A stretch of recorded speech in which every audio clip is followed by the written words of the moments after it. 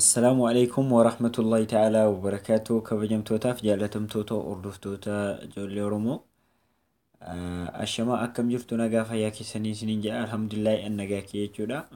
Walirraa fageenya yeroo muraasaan booda jechuudha inshaallah viidiyoo har'aatiin walitti deebineerra jechuudha. Viidiyoon har'aattis akkuma kanaan dura bootame appilikeeshinii tokko jechuudha. Appilikeeshinii bareedaa tokko inshaallah kan baay'ee isin fayyadudha jechuudha. Keessumaa suuraa keenya bifa garagaraa yookaan wantoota garagaraa suuraa keenya booda godhachuu yookaan baakgiraawundii suuraa keenya jijjiirrachuuf kan baay'isee baakgiraawundii isaa jijjiirrachuuf kan baay'isee nu gargaarudha jechuudha. Appilikeeshinii tokko amma dura anas ta'e barsiisaa mangistii irraa jechuudha yookaan barsiisaa Oromoo app irraa isiniif darbee ture. Yana dabarsee achi booda immoo bifa ho'aadhaan dabarsee ture appilikeeshinii Telepoort jedhamu hundi keessan irraa fayyadamtaniittu jechuudha. Baay'ee nama akka irraa fayyadamee abdii dhaqabna jechuudha. Garuu appilikeeshinii irraati immoo kan adda isa godhu waan galarii keessan keessa jiru yookaan suuraa ofirraa qabdan tokkorra suuraa ofii hirkaa qabdan tokkorra suuraa keessan kaayachuu ni dandeessan. Jechuun waan barbaadan booda suuraa keessanii kaayachuu ni dandeessan jechuudha. Bakka taanitti yoo suuraa kaatanii jiraattan taatan bifa qulqullina ta'een osoo waan tokko nama dadhabsiifne jechuudha. Taabii takka malee jechuudha. Bifa salphaan baakgiraawundii isaa jijjiirrachuu kan dandeessan jechuudha. Appilikeeshinii kanatti darbuun dura gaatarii namni maamiltoonni anaaf haarawaa taatanii Facebook kiyyas ta'e YouTube kiyya seentan haala kamiin akka ittiin hordoftan isin agarsiisuuf jalqaba jechuudha. YouTube irraa seennu jechuudha. YouTube irra eega seenne Jaafar Kamaal jettanii sarchi ni gootan jechuudha. YouTube keessan irra eega seentanii as gubbaa irratti bakka sarchi kanarratti isinitti ni mul'ata jechuudha. As olitti maqaa kana fayyadamtan jechuudha. Jaafar Kamaal kan jedhu kan as gubbaa kanarraa ni tuqxanii jechuudha. Sana booda eega bifa kanaa isinii ba'ee piroofaayilii YouTube kiyya sanarra ni tuqxanii maqaan isaa Jaafar Tuubeedha. Kan isiniif ba'een sarchi gootanii hordofuu ni dandeessanii. Sana booda subscribe kan jettu kun bifa diimaan yoo isiniif baate isarra tuqxanii jechuudha. Nan hordofne akka ta'e isinitti mul'isa. Achi booda mallattoo notifiikeeshinii kana kan isheen akkasitti jirtu akkas gootanii dhiistan jechuudha. Subscribe yoo goone jechuudha. Amma dura fakkeenyaaf yoo subscribe goone bifa kanaan isiniif ba'a subscribe kan jedhu kanarra tuqxanii jechuudha. Achi booda immoo mallattoo notifiikeeshinii gurraattii kanarra tuqxanii jechuudha. Inni biraan akkasumas Facebook kiyya follow gochaattis jirtan baay'een keessan jechuudha. Dabalataan tarii namni hin argine yoo jiraattan haala kamiin akka itti friendii kiyya tokkotti waanan dabarsee jirus ta'e waanan fuulduratti dabarsu haala kamiin akka itti irraa fayyadamtan isin agarsiisuuf maqaa wal fakkaataa ta'e fayyadamuudhaan Jaafar Kamaal jettanii sarchi gootan jechuudha. Facebook ni kiyya isa kana.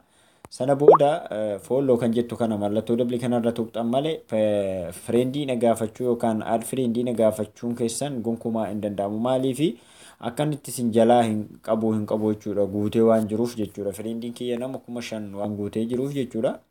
Gonkumaa Facebook ni kiyya add friendii keessan isinirraa qabuu hin danda'u jechuudha. Follow isa jedhu kanarra yoo tuqxan garuu friendii kiyya ni taatan waan dabarsus ni hordoftan wal hordofna jechuudha guutummaan guutuutti. Sana booda save rest kan jedhu kanarra tuqxan jechuudha. Kanneen immoo karaa salphaan YouTube kiyya irra seenuu barbaadan Jaafar Tuubee kan jedhu piroofaayilii Facebook kiyya jala gad deemuudhaan jechuudha asitti jechuudha.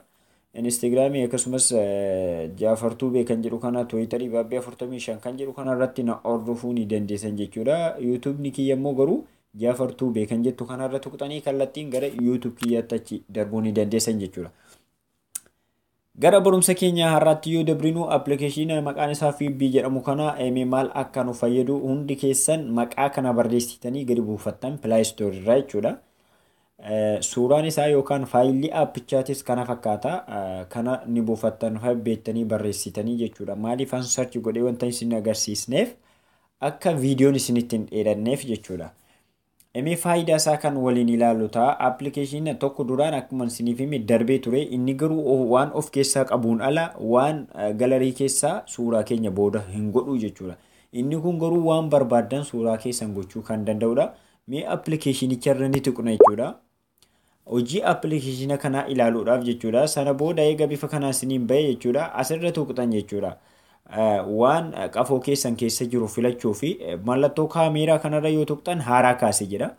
Garuu immoo yoo kan of harkaa qabdan jijjiirachuu barbaadan mallattoo kaameeraa kana gara olii yookaan gubbaa isaatti kan mul'attu xiqqoo kanarra tuqxanii suuraa tokko filattan jechuudha. Mii hangan suuraa tokko filadhee dhufuu obsaan na eeggadhaadha isiniin jedha. Tole an suuraa kana filadheetiin dhufe jechuudha. Eega suuraa tokko filattaniin booda akkas gootanii jechuu bal'ifattanii sana booda barreeffama as gubbaadha isinitti mul'attu jechuudha. Eega sirreeffattaniin booda fakkeenyaaf suuraa kana filadhu barreeffama as gubbaadha crop jettu kanarra tuqxan jechuudha. Achi booda obsaan nu eeggattan akka amma appilikeeshinitti hojjetu jechuudha. Akka suuraan keenya achi dabru jechuudha. Akka inni amma inni gara ofiitti dabarfatu obsaan na eeggattan jechuudha. Appilikeeshina baay'ee bareedaadha jechuudha. Suuraa keenya jechuun bakka garagaraatti yookaan wanta hin taane booda keenya yoo jiraate yookaan baakgiraawundii suuraa keenya jijjiiruuf kan baay'ee nu deeggarudha. Waan dhuunfaatis ni qaba. Appilikeeshinni kun dhuunfaadhaan waan itti isiniif jijjiiru ni qaba. Filannoon keessan garuu as jalatti isinitti mul'ata barreeffama kana jechuudha. Bulaar kan jettu kanaaf yoon kan jedhu keessan argaa jirtan as jala filannoon hundi isaadhaa jechuudha. As jalatti isinitti mul'ata jechuudha. Garuu isin yoo kaanee fakkeenyaaf kanarra tuqne amma mee fakkeenyaaf kanarraa tuqu waan barbaadirra suuraa keenya akkas gochuu ni danda'a jechuudha. Inni biraan immoo yoo akkas gootanii kanarra tuqtan jechuudha. Waan barbaadirra suuraa keenya kaa'uu danda'a. Ofumaa isaatiif of keessaas ni qaba jechuudha. Fakkeenyaaf akkas gootanii jijjiirrachuu ni dandeessan. Waan appilikeeshinichi of keessaa qabu yoo barbaadan jechuudha. Garuu waan galarii keenya keessa jiru irratti yoo hidhachuu yoo barbaadan immoo fakkeenyaaf dura waan appilikeeshinii kun ofiisaa dhuunfaatti qabu sin agarsiisuuf akka barbaadanitti hidhachuu kan dandeessan akkasitti jechuudha. Dhuunfaa isaatti kan inni of keessaa qabu jechuudha. Akkasinitti mul'atu bifa kanaan jijjiirrachuu kan dandeessanidha jechuudha. Baay'ee bareedaadha. Guutummaan guutuutti waan booda kootiin ni dhoksa jechuudha. Fakkeenyaaf mee waan galarii keessan keessa yookaan mana suuraa keessanii jiru tokko filattanii irra kaayachuuf as tuqxan jechuudha. Filannoo as gadii kana ni tuqxan jechuudha. Isa kanarra ni tuqxan jechuudha. Egaa isarra tuqxaniin booda ishee kana tuqxan jechuudha. Ishee adii barreeffama adii kiosk background kan jettu kanarra tuqxan jechuudha. Isarra tuqxanii suuraa tokko ni filattan kan booda suuraa keessanii sana kaayachuu barbaadan. Mi'aan fakkeenyaaf ammas suuraa tokko filadhee kan dhufu obsaan na eeggadha jechuudha. Egaa asirra tuqxanii jechuudha filannoo xumura kana jechuudha. Keestoom kan jettu kanarra eega tuqxanii sana booda bakka adii kiosk background jettu kanarra tuqxanii suuraa tokko filattan jechuudha. Kan booda suuraa keessanii godhachuu barbaadan an amma suuraa tokko filadhee haa dhufu jechuudha. Tole akka isinitti mul'atu kanatti jechuudha nama kana ni beektan. Fakkeenyaaf pirezidaantii Lammaa Magarsaa argaa jirtan jechuudha. Bifa miidhagaa ta'een booda suuraa keessanii nama barbaadan haala kanaan filattanii kaayachuu ni dandeessan. Suuraa barbaadan alaabaa baawusa ta'uu waan barbaadan nama jaallattanus haa ta'u jechuudha. Bifa kanaan moobaayila kan keessan keessaa waan barbaadan filattanii irra kaayachuu ni dandeessan jechuudha. Garuu gaaffii kana akka namni hedduun na gaafate anis nan beeka. Biyyoota Kuwait irraas gaaffiin kun gaafatamee ture jechuudha. Gaaffiin kun dhugaa appilikeeshinii kun baay'ee bareedaadha. Baay'ee nu deeggara. Nama jaallattan tokko yoo barbaadan gara of fuuldura keessan qabdanii yoo barbaadan booda keessan qabdanii suuraa keessan irra kaayachuu ni dandeessan. Guutummaan guutuutti waan booda kiyyaa dhoksee jechuudha. Amma booda kiyyatti wanti tokko mul'atu akka isinitti mul'atutti jechuudha. Bifa qulqulluu ta'een illee kan isin agarsiisudha. Inni karaa biraan tarii suuraan kun aappiin kun suuraa akkam akka godhee jiru guutummaan guutuutti isin agarsiisuuf mee amma suuraa an of harkaa qabu keessa jechuudha. Waan inni appilikeeshina kanaan qajeelfadhe keessa jechuudha. Akka argaa jirtanitti jechuudha. Bakka barbaadan suuraa keessan kan isiniif kaa'udha jechuudha dhiifama. Fakkeenyaaf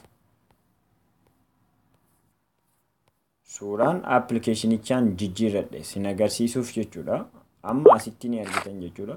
Suuraa kana hunda jechuudha moobaayiluma kiyya keessan irrattidha jechuudha. Hiriyoota koo fakkeenyaaf ijoollee hiriyoota koo kana waan baay'ee isa jaalladhuuf isaaniif suuraa kiyya karaa salphaa ta'een jechuudha akkasitti walitti fidee walitti hidha jechuudha. Waan barbaadan nama barbaadan tokko akkasitti suuraa ba'uu kanneen feetanis akkasitti backgroundii godhatanii jechuudha salphaadhumatti. Appilikeeshinii duraan darbe sana kan baay'isee caaludha. Filannoo hedduullee of keessaa ni qaba appilikeeshinichi akkasitti salphaadhumatti suuraa keessan irraa waan barbaadan kaayachuu ni dandeessu jechuudha. Egaan barumsi kiyyaa irraachis kanuma fakkaata. Fuuldurattis inshaallah tarii itti fufna ta'a bismillah fedhii rabbiitiin jechuudha. Assalaamu alaikum wa rahmatullahi ta'ala wa barakatuh.